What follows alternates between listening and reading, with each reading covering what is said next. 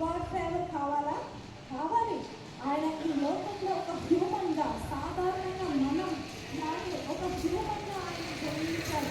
మనకున్న టెంప్టేషన్స్, మనకున్నవన్నీ కూడా యేసుక్రీస్తు ప్రభువుకు ఉన్నాయి. కాబట్టి ఆయనకు కూడా దేవుని దయ అవసరమైంది. కాబట్టి అనుక్షణము ప్రతి క్షణము సువార్త 8వ అధ్యాయము యోహాను సువార్త విందాం.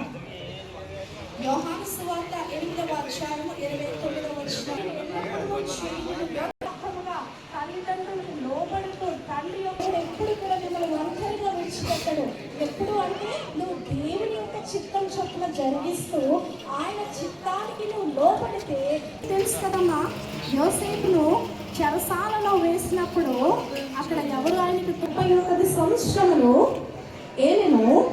అతడు యెహోవా దృష్టికి నీతిని అనుసరించి నడుచుతూ కుడికై దావీదు యొక్క దేవుని యొక్క విచారించుటకు